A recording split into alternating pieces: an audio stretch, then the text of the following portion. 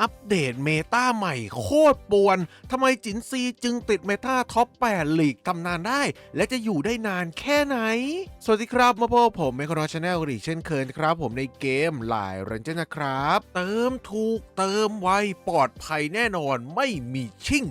จัดเลยที่เจ๊น้ำการค้าเพราะไม่ว่าแพ็คจะเล็กจะใหญ่หรือเกมไหนเจ๊น้ำรับเติมให้หมดพร้อมราคาโคตรถูกจ่ายสบายการันตีความน่าเชื่อถือด้วยบริการกว่า8ปีจะรอช้าอยู่ใหญ่คิดจะเติมนึกถึงเจ๊น้ำการค้าเท่านั้นมาครับหลังจากที่เข้าสู่โคราโบหมาศึกคนชนเทพนี้เป็นเวลากว่าเกือบ2สัปดาห์แล้วนะครับผมเราได้ทำการรีวิวเรนเจอร์ไปทั้งหมดแล้วไม่ว่าจะเป็นคู่เทพจินซีหรือคู่รองนะครับผมรวมกระทั่งถึงโคราโบเก่าอย่างหมาศึกคนชนเทพรอบที่2ที่นำกลับมาขายและได้รับการอัปเกรดเนี่ยเราก็รีวิวไปหมดเรียบร้อยแล้วนั่นเองเนาะฉะนั้นณขณะนี้เรียกได้ว่าเมตาน่าจะเริ่มนิ่งกันไปที่เรียบร้อยแล้วเรามาดูกันดีกว่านะครับว่าเมตาณปัจจุบันเนี่ยจัดทีมขึ้นมาได้อย่างไรนะครับผมและทำไมต้องใช้ตัวนี้ตัวนั้นด้วยนั่นเองนะครับผมขออนุญาตยกตัวอย่างทีมหนึ่งเป็นทีมคุณโทรุเลยนั่นเองนะครับซึ่งเมื่อเรากวาดสายตาดูคร่าวๆนะครับผมทุกคนน่าจะเห็นตรงกันนะครับว่า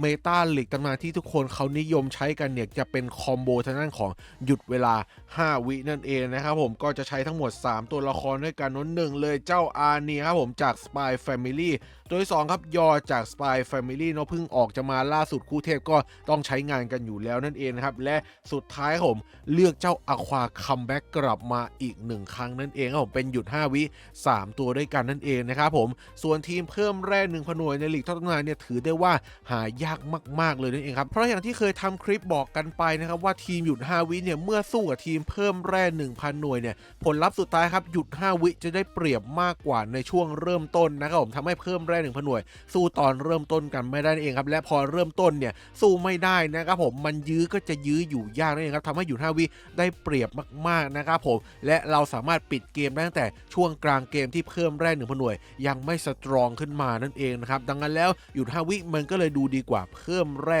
1,000 หน่วยนั่นเองแต่ถามว่าเพิ่มแร่ 1,000 หน่วยเนี่ยยังใช้งานได้ดีอยู่ไหมนะก็ต้องตอบได้เลยว่ายังคงใช้งานได้ดีอยู่ครับคอมโบไม่ได้โดนเนิร์ฟลงไปแต่อย่างไรเนาะใครที่อยู่ลีกไม่สูงมากเนี่ยไม่ว่าจะเป็นทองแดงไล่ขึ้นมาเลยครับลีกเงินลีกทองลีกเพชรนะครับลีกมาสเตอร์ยังคงใช้งานได้ดีมากๆอยู่นั่นเองครับยกเว้นลีกระดับมาสเตอร์1ขึ้นไปเท่านั้นนะครับรวมทั้งถึงตำนานด้วยนั่นเองเนาะไม่สามารถใช้ทีมเพิ่มแร่1,000 หน่วยไหวนั่นเองครับผมลองมาหมดเรียบร้อยแล้วนะครับผมได้แค่ปริมมาสเตอร์1เนี่ยพอได้อยู่ครับที่จะยืนค้างอยู่ในมาสเตอร์1เนี่ยโอเคอยู่นั่นเองแต่ถ้าคุณฝืนจะไต่ขึ้นไปในอันดับท็อป100ของลีกมาสเตอร์1เพื่อรอขึ้นตำนานเนี่ยบอกได้เลยว่าเล่นแล้วเหนื่อยมากๆนะครับโอกาสแพ้มันสูงมากจริงๆนะครับเพราะว่าการที่เพิ่มแร่ 1,000 หน่วยจะชนะทีมหยุด5วิได้เนี่ยคุณต้องรีบกำจัดตัวฝ่ายตรงข้ามเพื่อให้ตอนเริ่มต้นเนี่ยหยุด5วิไม่มีโอกาสได้เปรียบนั่นเองนะครับเนื่องจากคอมโบเมตาเหล่านี้เนี่ยโอกาสการติดนะครับมันจะเริ่มหลังที่ PVP ผ่านไปแล้ว10วินาทีนั่นเองนะครับผมมันถึงจะเริ่มติดพอเริ่มติดแล้วก็จะไม่มีอะไรมาหยุดพวกมันได้นั่นเองนะครับซึ่งในช่วงแรกๆนะครับผมหยุด5วิเวลาลงตู้มนึงเนี่ยมันก็จะหยุดไปเลย5วิเราไม่สามารถปล่อยเรนเจอร์ตัวนั้นได้เลยส่วนเพิ่มแร่ 1,000 หน่วยเนี่ยแตกต่างออกไปครับผมถึงจะโดน 1,000 หน่วยไปแร่ทางด้านขวาบนเนี่ยคริสตัลมันยังคงวิ่งอยู่ต่อไปเรื่อยๆนะผมเพียงแต่ว่าอาจจะวิ่งใช้เวลามากยิ่งขึ้นเนาะเพราะว่าเวลาเราเล่นเพิ่มแร่ 1,000 หน่วยเราไม่ได้ใช้แค่เพิ่มแร่เราใช้คอมโบตัดแร่เข้ามาเสริมเพิ่มเติมด้วยนั่นเองนะครับส่งผลให้คอมโบเพิ่มแร่ 1,000 หน่วยและคอมโบตัดแร่นี้นั้นเนี่ยมันต้องอาศัยเวลาพอสมควรเลยครับผมที่จะทำให้ฝ่ายตรงข้ามเนี่ยพอโดน 1,000 หน่วยแล้วไม่มีแร่ขวาบนในการปล่อยนั่นเองเนาะนี่จึงเป็นข้อได้เปรียบของฝั่งหยุดเวลา5วิเองเนาะถ้าคุณเบรกได้เร็วและกำจัดฝ่ายตรงข้ามได้เร็วก็คือปิดเกมไปได้เลยนั่นเองแต่ถ้าคุณยื้อเพิ่มแร่ 1,000 หน่วยอาจจะตีคัมแบ็กกลับมาก็ได้เพราะว่าต่างฝ่ายมันก็ต่างแพ้ทางกันเองอยู่แล้วนั่นเองลำดับถัดมาหลังจากเราใส่หยุด5วิไปแล้วนะครับมันก็จะต้องมีตัวที่บังคับใส่เข้ามาในเมตาเสมอเลยนั่นเองเนาะซึ่งในรอบนี้ครับผมถือเป็นจตุรเทพชุดใหม่เลยก็ได้ชุดเก่านี่ถือว่าโละทิ้งไปเรียบร้อยแล้วนะครับผมเพราะว่าเมตามันเปลี่ยนเนาะสำหรับจตุรเทพชุดใหม่ครับผมยกให้4ตัวละครนี้ผม1เลยครับผมมูนไก่ กับปะครับเป็นตัวดาเมจทางสกิลและดาเมจทางคริที่จำเป็นต้องมีมากๆลำดับถัดมาครับตัวที่2ครับผมนั่นคือเจ้าบราวน์โสมนั่นเองเนาะสามารถทำหน้าที่แทนโคนี่สล็อตได้ด้วยเนาะในการปั่นป่วนศัตรูจากสกิลนะครับและรวมทั้งถึงความสามารถด้วยครับเรียกได้ว่าขาดไปไม่ได้เลยในทีมปัจจุบันนี้นั่นเองนะครับผมและลำดับถัดมาครับเบอร์ที่3ผมสำหรับเจ้ารอนแสงยกลอยนั่นเองเนาะตัวมันเนี่ยอาจจะไม่ได้มีอะไรพิเศษอะไรเนาะมียกลอยคล้ายกับการสตันของโคนี่สล็อตอยู่บ้างช่วยทีมได้โอเคอยู่แต่ประเด็นมันอยู่ตรงที่ความสามารถ9ดาวครับกับการปั่นป่วนออกปฏิบัติการสายว่องไวนั่นเองนะครับเพราะว่าในปัจจุบันเนี่ยอย่างที่ทุกคนรู้กันอยู่ว่าสายพริบเริ่มจะมีการใช้งานลดลงเนื่องจากการมาของโสมถูกต้องไหมและหลังๆในตัวเกมเริ่มเอาใจสายว่องไวมากขึ้นครับผมออกแต่ตัวเก่งๆเจ๋งๆตั้งแต่โคราโบเชนซอแมนและมีระบบพรสวรรค์เข้ามานั่นเองนะครับทำให้แสงไวเริ่มกลับมาฟื้นฟูได้ดีมากยิ่งขึ้นในยุคปัจจุบันนั่นเองครับรอนมันก็เลยเป็นหนึ่งในตัวเลือกที่เอามาเคาน์เตอร์ได้เป็นอย่างดีครับไม่ว่าจะเป็นมูลกับปะพาวเวอร์หรือตัวอื่นอีกมากมายนั่นเองนะครับผมตัวที่3ด้วยนะและปิดท้ายผมบอสมืดนอกกฎหมายครับโดยเรนเจอร์ตัวนี้ยังคงสืบทอดตำแหน่งเดิมของมันมาอยู่ได้นั่นเองครับผมจากจตุรเทพชุดเก่าก็ตามมาที่จตุรเทพชุดใหม่ได้นั่นเองนะครับผมแม้ว่ามันจะโดนเนื้ออะไรต่างๆนานาไปแต่ผมยังมองว่า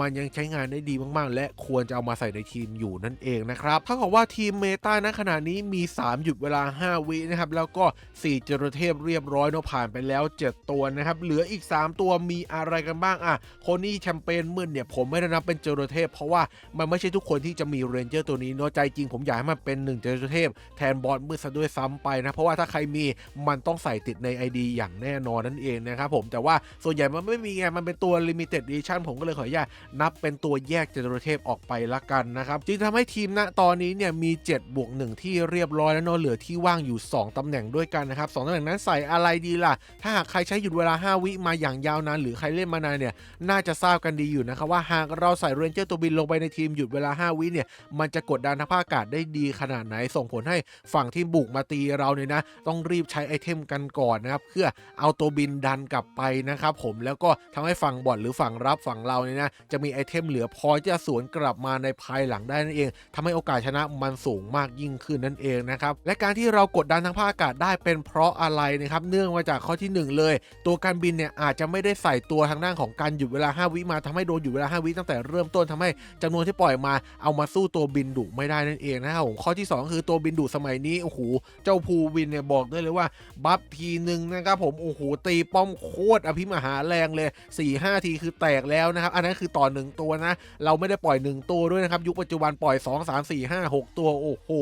ตีกันปุ๊บปั๊บแป๊บเดียวหลับตากระพริบตาคือแตกแล้วนะครับสำหรับป้อมฉะนั้นแล้วมันจึงเป็นตัวที่ควรเอามาใส่ในทีมหยุดเวลา5วิพอสมควรเลยนั่นเองครับหรือใครไม่มีตัวใหม่ใช้บินดุตัวเก่าได้นะครับผมอย่างโคนี่พูดบินคริสต์มาสนั่นเองจึงทำให้สุดท้ายนี้ครับเหลือที่ว่างอยู่1ตำแหน่งท้วนนั่นเองนะผมไม่รู้จะใส่อะไรดีถ้าคนปกติก็อาจจะเอาหยุดเวลา5วิมาเสริมใส่เพิ่มก็ได้ถูกต้องไหมครับผมหรือว่าบางคนเฮ้ยทีมเนี่ยไม่ได้ใส่การบินเลยเอาการบินมาใส่หน่อยก็ได้ถูกต้องไหมครับผมแต่หลายๆคนบนลีกตำนานครับผมเลือกที่จะใส่ตัวของจินซีเข้ามาใหม่ครับเนื่องจากเหตุผลต่างๆเหล่านี้นั่นเองครับข้อที่1เลยครับผมมันเป็นเรนเจอร์ตัวใหม่ประจำเดือนนี้ครับทำให้มีบัฟประจำเดือนช่วยครับไม่ว่าจะเป็นลดแร่หรือลดคูลดาวน์นั่นเองก็ทำให้ปล่อยตัวไว1วิได้นั่นเองครับผมคอมโบความสามารถมันก็จะติดได้ดีโนแม้จะไม่ใช่คอมโบที่ดีเด่นอะไรครับสำหรับออกปฏิบัติการรอบสังหาร plus นะครับแต่ว่าโอกาสการติดมันสูงถึง 80% ใน PVP เลยนั่นเองเนาะพอเราปล่อยตัวได้เยอะครับโอกาสการที่จะจัดการฝ่ายตรงข้ามได้1ตัวทันทีนี่ก็มีค่อนข้างที่จะสูงนั่นเองครับรวมทั้งถึงมันสามารถจัดการเรนเจอร์ตัวบินได้แม้เราจะไม่ใส่ตัวกันบินมาก็ตามแต่นั่นเองครับผมหลายทีมก็เลยมองว่ามันเป็นตัวกันบินนั่นเองลำดับถัดมาข้อที่2ครับผมทุกคนน่าจะกวาดสายตาเห็นกันอีก1ครั้งนะครับว่าเมื่อทีมที่เราจัดออกมา9ตัวเนี่ยโอ้โหแทบจะไม่มีดาเมจเลยนะครับผมหลักๆภายในทีมเนี่ยตัวที่พอจะมีก็คือ1แชมเปญมืดแต่ไม่ใช่ทุกทีมที่จะมีใช่ไหมฉะนั้นตัวนี้ตัดทิ้งออกไปได้เลยครับผมก็จะมีแค่บอสมืดที่เรานับโน้นแล้วก็มีตัวของกัปปะอีก1ตัวเท่านั้นครับผมเท่ากับว่ามีแค่2ตัวจากทั้งหมด10ตัวโอ้โหเมื่อก่อนนี่คือใส่กันตั้ง4-5-6ตัวใช่ไหมสำหรับตัวดาเมจเดี๋ยวนี้เหลือแค่2ตัวมันจะเพียงพอจริงๆเหรอครับฉะนั้นแล้วตำแหน่งสุดท้ายมันควรจะต้องเป็นเรนเจอร์ดาเมจครับผมและเจ้าจินซีที่เพิ่งออกมามันก็เป็นเรนเจอร์ดาเม เมจครับและแถมมันยิง999จุดนั่นเองไม่ว่าจะยืนตำแหน่งไหนมันก็สามารถต่อยถึงหน้าป้อมฝ่ายตรงข้ามได้นั่นเองนะครับและถัดมาข้อที่3ของทุกคนน่าจะเล็งเห็นกันว่าภายในทีมเนี่ยไม่มีเรนเจอร์ธาตุไฟเลยนั่นเองหลักๆก็จะเป็นแสงมืดนะครับแล้วก็ธาตุน้ำธาตุไม้เท่านั้นนั่นเองและยิ่งตัวชนเนี่ยเป็นเจ้ายอธาตุไม้สุดถึกเลือดระดับ500 ล้านกันหากใครที่ใส่สุดปั้นพรสวรรค์ตันนะครับผมก็จะเห็นได้เลยว่ามันถึกขนาดไหนครับเจ้าจินซี่เป็นเรนเจอร์ปัจจุบันตัวเดียวครับที่เป็นธาตุไฟหรือบางคนเนี่ยอาจจะไปเลือกเจ้า Power ก็ได้เช่นเดียวกันอันนี้ไม่มีใครห้ามอยู่แล้วเพราะว่า Power ก็อยู่ในอันดับที่7ของลีกตำนานที่คนนิยมใช้ในปัจจุบันนี้อยู่นั่นเองครับผมเจ้าจินซีนี้เป็นอันดับที่8นะครับรองลงมานิดนึงเพียงแต่ว่าเจ้า Power นี้นั้นเนี่ยหลายๆคนให้ความเห็นว่าตัวของความสามารถเพิ่มแร่ 1,000 หน่วยเนี่ยเท่ากับว่าไม่ได้ใช้อะไรเลยนั่นเองนะครับผมสู้เลือกเจ้าจินซีที่ความสามารถอย่างน้อยมันก็สามารถเอามาจัดการตัวบินได้จะดีกว่าไหมนะครับรวมกระทั่งถึงตัวมันเองเนี่ยสามารถแทนตำแหน่งได้ทั้งตัวบินและตัวเดเบตในตัวเดียวกันไม่เปลืองตำแหน่งนะถ้าใช้ Power เท่ากับว่าคุณเสียความสามารถไปฟรีๆ1เลยและคุณจะต้องใส่ตัวกระบินเข้าเพิ่มอีก1ด้วยนั่นเองทำให้มันเปลืองที่นั่นเองนะครับและเหตุผลข้อสุดท้ายข้อที่4นะครับผมทุกคนน่าจะทราบกันดีว่าปัจจุบันตัวชนใช้อยู่เพียงแค่2ตัวหลักๆเท่านั้นบางทีมใช้3ตัวก็แล้วแต่ทีมกันไปนั่นเองซึ่งแต่ละตัวที่ใช้งานกันอยู่เนี่ยไม่ว่าจะเป็นโสมนะที่บัฟวิ่งไวถึง 1.8 เท่าหรือแม้กระทั่งเจ้ายอฟอร์เจอร์ที่บัฟเร็วถึง2เท่านี้นั่นเองมันสามารถที่จะบัฟแล้ววิ่งไปกินพื้นที่ได้อย่างรวดเร็วในจังหวะที่2หลังจากที่สกิลบัฟติดหัวเรียบร้อยแล้วนั่นเองนะครับผมทำให้วิ่งกินประชิดพื้นที่ได้อย่างรวดเร็วนั่นเองโดยเฉพาะฝั่งบอทนะครับเพราะว่าบอทเนี่ยมันสามารถปล่อยออกมาเลยตั้งแต่เริ่มต้นนะแต่ว่าถ้าเป็นคนเนี่ยอาจจะมีเหม่อบ้างเล็กๆน้อยๆหรือว่าดีเลย์การกดนิดนึงอะไรอย่างเงี้ยมันก็สามารถเสียพื้นที่ได้มากกว่าตัวของฝั่งบอทนั่นเองนะครับส่งผลให้มันใกล้หน้าป้อมของเรามากถูกต้องไหมครับผมส่งผลให้เมตายืนไกลมันอาจจะกลับมาอีก1ครั้งก็ได้ตอนนี้อาจจะครึ่งกลางๆอยู่แต่ว่าตัวจินซีเนี่ยได้เปรียบเต็มประตูครับผมเพราะว่าจุดอ่อนของมันก็คือยืนใกล้ใช่ไหมครับ300จุดเท่านั้นเองกว่าที่มันจะได้เข้าตำแหน่งส่วนใหญ่มันจะตายซะก่อนเพราะว่ามันค่อนข้างเปราะบางแล้วก็ไม่ได้หลบเก่งมากมายขนาดนั้นในโคลาโบรอบนี้นั่นเองฉะนั้นถ้าหากเข้าเมตายืนไกลฝั่งบุกนะครับจินซีที่ใช้งานก็หวานเจี๊ยบสิครับผมก็เข้าทางเลยสิเดินนิดเดียวออกสกิลได้เลยต่อยถึงหน้าบ้านฝั่งเขาทำให้ฝั่งรับเนี่ยไม่สามารถสร้างกลุ่มสร้างกองกำลังได้นะครับสุดท้ายก็สามารถวิ่งไปชนฝั่งตรงข้ามได้และก็เอาชนะมาได้อย่างสบายเลยนั่นเองผมจินซีมันก็เลยติดเมตาอย่างที่เห็นอยู่ตอนนี้นั่นเองซึ่งก็ไม่ใช่เพียงแค่ทีมเดียวนะครับที่มีการใช้เจ้าจินซีมีอีกหลากหลายทีมเลยที่มีการหยิบจับมาใช้งานการยกตัวอย่างเป็นเจ้าตีหล่อตีหนุ่มก็ได้จะเห็นได้เลยว่าทีม10ตัวที่เขาใช้งานเนี่ยก็คล้ายคลึงกับที่เราดูเมื่อสักครู่นี้เลยอาจจะมีบางตำแหน่งเท่านั้นที่แตกต่างออกไปก็เป็นเจ้าตัวของเอมิเลียนั่นเองครับที่โผล่เข้ามาแทนตัวของบอสมืดนอกกฎหมายดาเมจทีมลดลงไปอีกนะเอาเอมิเลียเข้ามาเนี่ยไม่ได้เอาเพิ่มดาเมจนะครับผมเอามาใช้ในการปั่นป่วนสายว่องไวเพิ่มเติมด้วยการสตันนั่นเองนะครับผมช่วยยื้อตัวบินให้มาถึงเราช้าไปอีกแล้วค่อยเอาพีชีพหรือออกไปจากการรอบสังหารจัดการเอาทีหลังก็ได้นั่นเองหรือจะเป็นทีมคุณถั่วงอกอันดับ1ท็อปตำนานหลายยุคหลายสมัยนะครับก็จะเล็งเห็นได้เลยว่าทีมที่เขาใช้เหมือนตีหล่อตีหนุ่มเมื่อสักครู่นี้เป๊ะเลยนะเหตุผลที่ใช้งานก